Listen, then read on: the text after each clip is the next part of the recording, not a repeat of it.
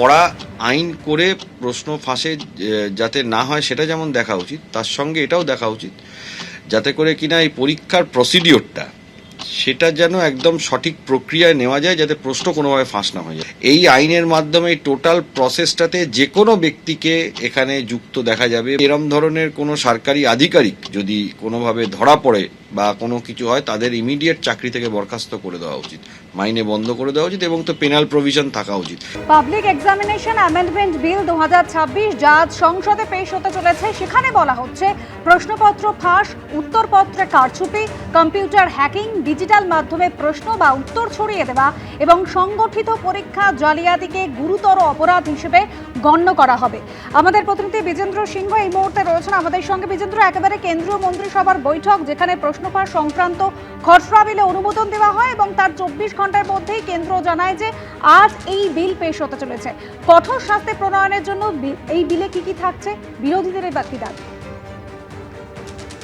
দেখো, বিরোধীরা তো দাবি করছেন আরো কয়েকটা, কিন্তু যে বিলের মধ্যে প্রভিশন গুলো রাখা হয়েছে, আগে যে বিল পাস হয়েছিল 2024 সালে, সেটাতে যে শাস্তি ছিল সেটাকে বাড়িয়ে দেওয়া হয়েছে। সেটাতে ম্যাক্সিমাম পানিশমেন্ট ছিল 5 বছর, এখানে ম্যাক্সিমাম পানিশমেন্ট করে দেওয়া হয়েছে 10 বছরের জেল হতে পারে যদি অর্গানাইজ ওয়েতে পেপার লিক করানোর মধ্যে ইনভলভ কেউ থাকে, সেক্ষেত্রে তাদেরকে 10 বছর দিয়ে শাস্তি হবে।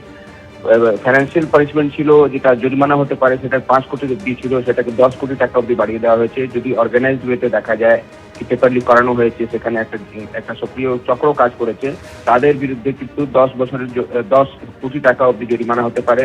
কিছু কোচিং ইনস্টিটিউট ইনভলভমেন্টের কথা উঠে ছিল এর আগে, তাদেরকেও এই আইনের আওতায় আনা হয়েছে। টাইম বাউন্ড ইনভেস্টিগেশন কমপ্লিট করা হবে। হাইকোর্ট গুলোতে যদি আপিল যায় সেক্ষেত্রে সেটা 3 মাসের মধ্যে ডিসপোজ অফ করতে হবে, এটা বলা হয়েছে। ফাস্ট ট্র্যাক কোর্ট গঠন করা হবে যেখানে চার্জশিটের পর শুনানি হবে, সেটা বলা হয়েছে। এবং তার সঙ্গে সঙ্গে প্রধানমন্ত্রী যেটা প্রথম দিনই বলেছিলেন যে এইটাতে কোনো ডিলে হবে না, দ্রুত অ্যারেস্ট হবে এবং তারপর তাদেরকে শাস্তি দেওয়ার জন্য প্রভিশন গুলো রাখা হয়েছে।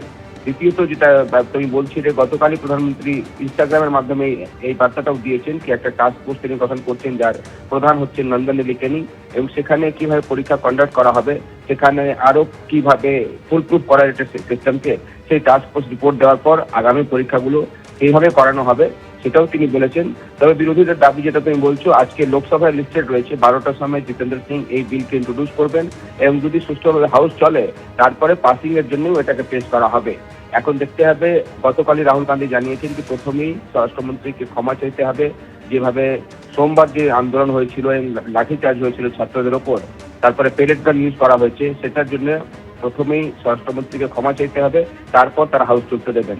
তবে আজকে রণকৌশল কি হয় সেটার জন্য আজকে 10টায় ইন্ডিয়া জোটের নেতারা বৈঠকে বসবেন মল্লিকার্জুন খাড়গের যে অফিস রয়েছে সংসদ ভবনে, সেখানে, এবং তারপর তারা সিদ্ধান্ত নেবেন।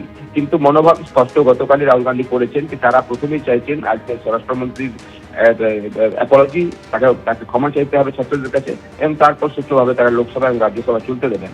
লোকসভায় বিল লিস্টেড রয়েছে, তবে সুষ্ঠুভাবে যদি চলে হাউস তাহলে আজকে পাস হয়ে যাবে, আর যদি না হয় তাহলে হয়তো আগামীকাল আবার সরকার এই বিলকে নিয়ে আসবে, কারণ সরকার স্পষ্ট করে দিয়েছে যে তারা এই সেশনে এই সপ্তাহে এই বিলকে পাস করিয়ে আইন করাতে চাইছেন। প্রথমে লোকসভায় পাস করাবেন, তারপরে রাজ্যসভায় অন্যান্য বিলগুলো লিস্টেড রয়েছে অনুসভা, কিন্তু সেখানেও যদি এই অবস্থা নিয়ে অনড় থাকে বিরোধীরা, তাহলে সুষ্ঠুভাবে কাজ হওয়ার সম্ভাবনা খুবই কম রয়েছে। এবিপি আনন্দ, এগিয়ে থাকে, এগিয়ে রাখে।